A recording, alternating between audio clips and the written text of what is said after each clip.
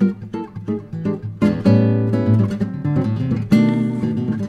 is Dulcimer with another gear review coming your way. Got a review on the Big Agnes Clearview rectangular pad in the regular size. This is the 20 by 66, 2.5 inches thick, weighs 14 ounces. That's 14 ounces. And this is an ultralight sleeping pad that is not self-inflating. You do have to blow it up with your mouth, which I will show you. This weighs, with this red 3/4 length ridge rest pad, it weighs 22.5 ounces. I do use them both. I use this rolled up as a camp seat. You wouldn't have to bring this, but I bring them both. And it helps insulate the ground between this and, in the cold a little better. Big Agnes rates this pad at 35 degrees, and I feel like that's a pretty good rating. It may not be quite that warm. I always do use it with this. I have used it once without it in probably about 40 to 50 degree weather, and I did sleep fine. Of course, it's rated much lower than that.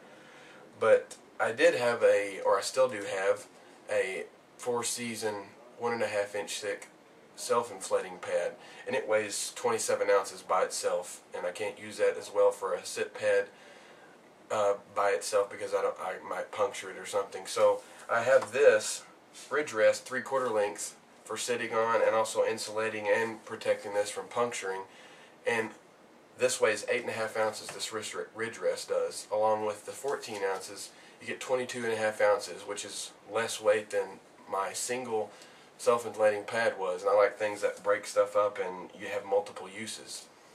But that's my pad system. But the review is really on this pad, and I'm going to show it to you. Also, backpackinglight.com has a review on this, and they have do their torture test on it, and they have it on a bed of lava rock, which I'll show you that picture. It also got the Backpacking Light recommended seal of approval. So I'm going to go ahead and take this out of the sack for you. Before I actually do that, sorry about that, put it back. Here it is compared with the Nalgene bottle. I'm going to zoom in just to show you the size. Here's the ends, side by side. This is a standard 32 ounce Nalgene bottle. Zoom out just a little bit. And you can roll this up just a little tighter than I have it. If you fold it in half, maybe you had a smaller sack or some rubber bands, you can get it pretty thin compared to the Nalgene.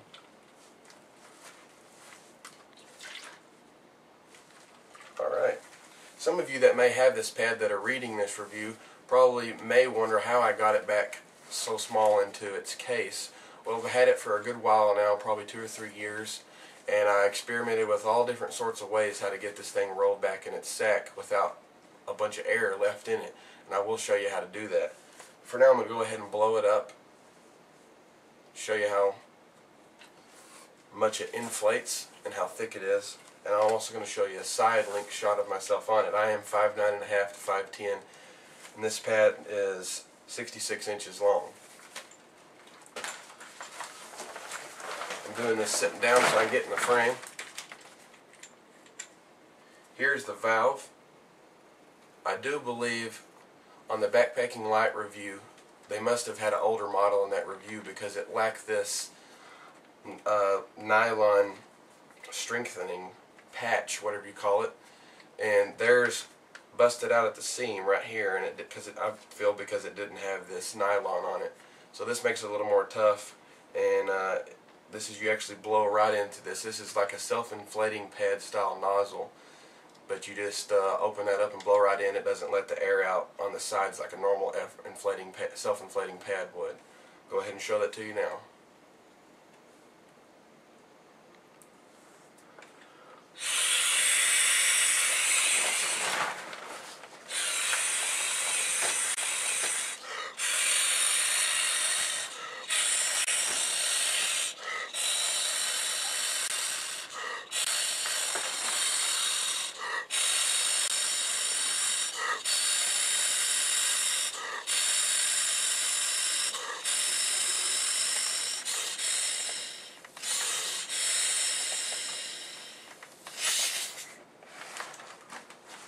Alright, there it is inflated.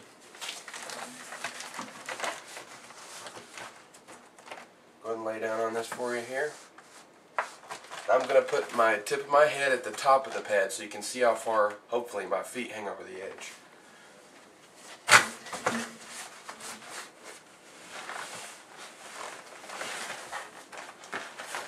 Alright.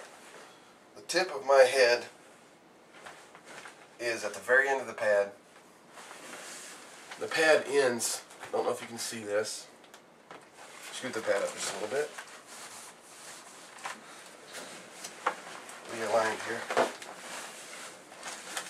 The pad ends about at my ankles on the 66 length, and like I said, I am 5'9.5" to 5'10", so it's not too bad.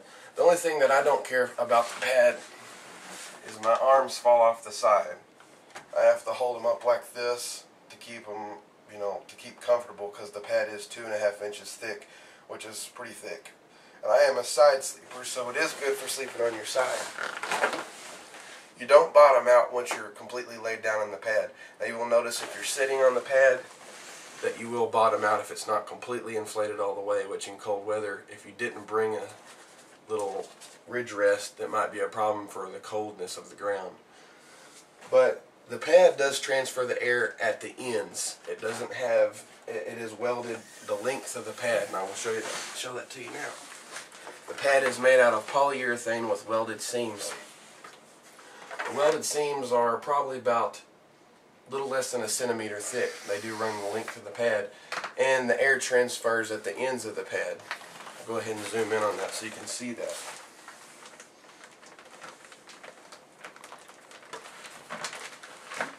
There are openings at the end. The welding stops about right here, and this is open, so the air goes in and out, fills one up, goes in and out, until it fills up the whole pad.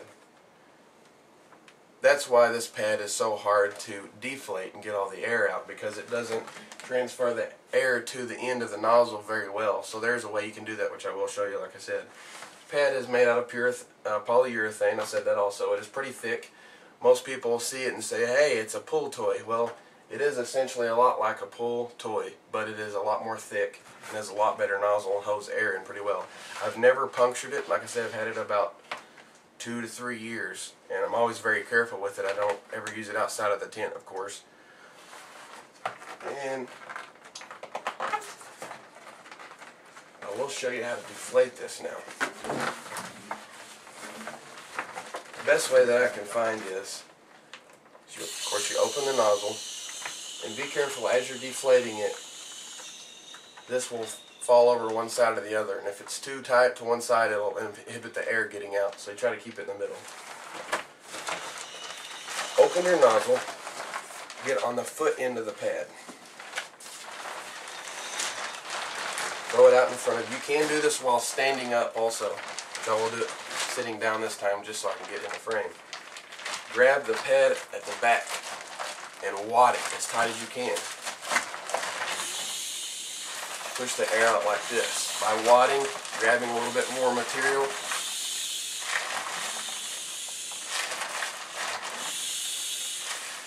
If you try to lay on the pad and let all the air out, it doesn't work as well. And the air will not all go out by just leaving it open and letting the air, probably won't ever deflate itself by itself. Try to keep this wad of material as tight as you can so no air stays back in all this crimped material. I am wadding it, but I'm also rolling it. Get a handful, push some air out, roll it up till the material's tight again, push some more air out.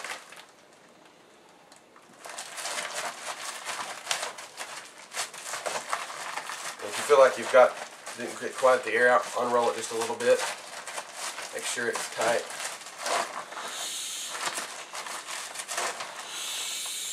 I can usually, if I'm careful, get all of the air out in one wadding.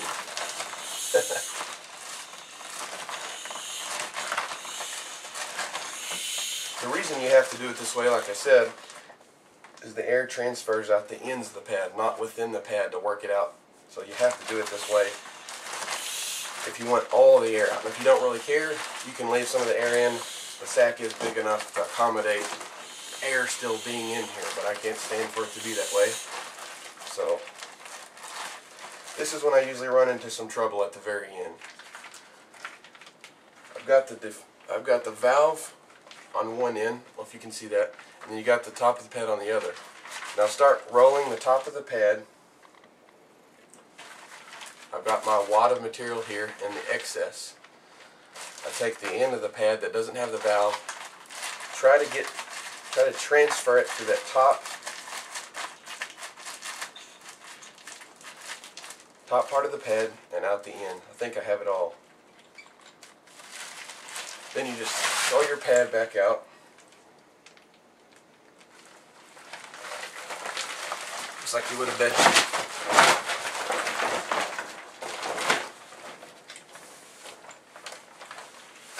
All the air is out of the pad now. I usually just fold it up somewhat like a sheet. And they do recommend that you keep this pad unrolled with the valve open. I don't store it that way. I don't have room to do it that way. I usually just roll it up and put it in its sack with the valve open, and I've never had any trouble doing that.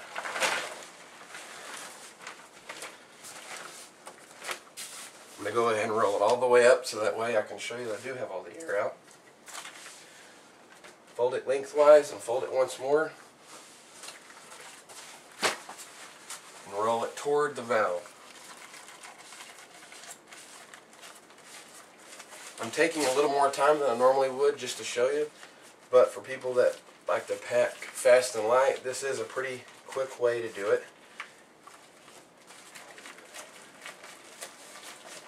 You may still have some more air in like I do here.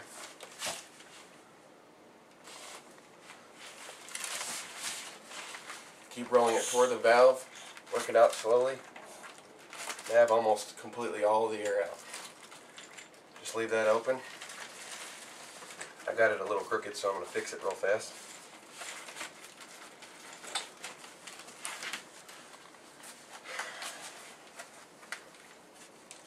Now, just to show you real quick on the case, you can fit an Nalgene inside and have some extra. So there's an Nalgene inside there, just to show you how big it can go. Zoom out a little bit so I can get it on. Alright, go ahead and put the pad inside.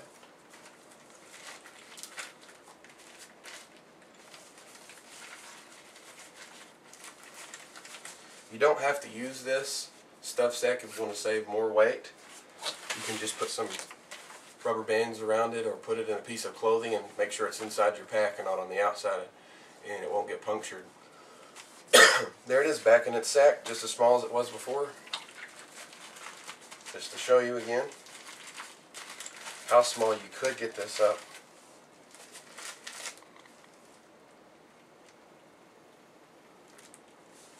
It's about the size of a softball in its stuff sack. Here is a half-liter Nalgene bottle now. There's the original size Nalgene. So this does pack up very small, and again it weighs 14 ounces in the rectangular size. I do not have the mummy. I'm not a big fan of mummies. That way if I'm laying outside of my bag, you tend to fall off, your legs fall off the bottom ends of the pad. Just do a quick rundown of this pad again. Weighs 14 ounces for the millionth time.